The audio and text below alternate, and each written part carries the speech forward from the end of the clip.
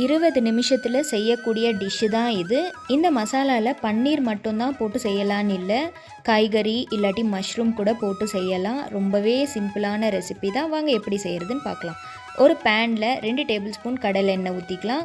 எண்ணெய் நல்லா காஞ்சதுக்கப்புறமா 3 பட்டை 3 கிராம்பு 2 ஏலக்காய் சேர்த்துட்டு பொடியாக கட் பண்ண 3 மீடியம் சைஸ் வெங்காயம் எல்லாமே போட்டுக்கலாம். வெங்காயம் நல்லா வதங்கட்டும். இந்த அளவுக்கு வதங்கினதுக்கப்புறமா பச்சை பட்டாணியும் ஆட் பண்ணிக்கலாம். பச்சை பட்டாணியை நல்லா கலந்துகிட்டே இருங்க. வேகிற அளவுக்கு நல்லா கலந்துகிட்டே இருக்கணும். இது நல்லா வெந்ததுக்கப்புறமா 1.5 ஸ்பூன் இஞ்சி பூண்டு பேஸ்ட்டு சேர்த்துக்கலாம். இது எல்லாமே நல்லா பச்சை வாசனை போகிற அளவுக்கு நல்லா கலந்துகிட்டே இருக்கணும். இதுலேயே 1 spoon Kashmiri chilli powder, 1.5 spoon தனியா பவுடர் சேர்த்துட்டு இதையும் நல்லா கலந்துக்கலாம். நல்லா கலந்ததுக்கப்புறமா 3 தக்காளியை மிக்ஸி ஜாரில் போட்டு நல்லா அரைச்சிக்கணும். அரைச்ச தக்காளி பேஸ்ட்டை இதுலேயே சேர்த்துக்கலாம். சேர்த்துட்டு இதையும் நல்லா கலந்துடுங்க.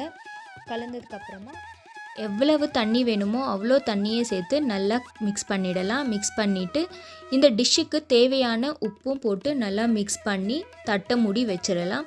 தட்டை மூடி வச்சா இந்த பட்டாணி எல்லாமே நல்லா வெந்துடும். இந்த பச்சை வாசனை எல்லாம் நல்லா போயிடுங்க. போனதுக்கப்புறம் இந்த கன்சிஸ்டன்சிக்கு வந்ததுக்கப்புறமா நம்ம பன்னீரை க்யூப்ஸாக கட் பண்ணி வச்சுருக்கோம். அதை தான் ஆட் பண்ண போகிறோம்.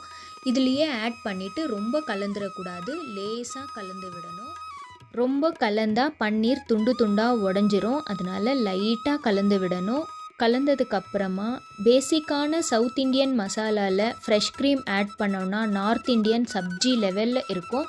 நம்ம இதில் ஃப்ரெஷ் க்ரீம் ஒரு 2 to 3 டீஸ்பூன்ஸ் ஆட் பண்ணிவிட்டு கொத்தமல்லி தூவி கசூரி மெத்தி தூவி இறக்குனீங்கன்னா restaurant style matar paneer gravy ready. இது கூட புலாவ், பரோட்டா, சப்பாத்தி, பூரி, ரோட்டி, ஃபுல்கா இதுக்கு எல்லாமே சைட் டிஷ்ஷாக வச்சு சாப்பிட்டிங்கன்னா அருமையாக இருக்கும். நீங்களும் ட்ரை பண்ணிவிட்டு எப்படி இருந்துச்சுன்றதை கமெண்ட்டில் ஷேர் பண்ணுங்கள். மட்டர் பன்னீர் கிரேவி சூப்பராக இருந்துச்சு. நான் நேற்று ட்ரை பண்ணியிருந்தேன். எங்கள் ஹஸ்பண்டும் என் பையனும் செம்மையாக என்ஜாய் பண்ணி சாப்பிட்டாங்க. டேக் கேர், பாய்.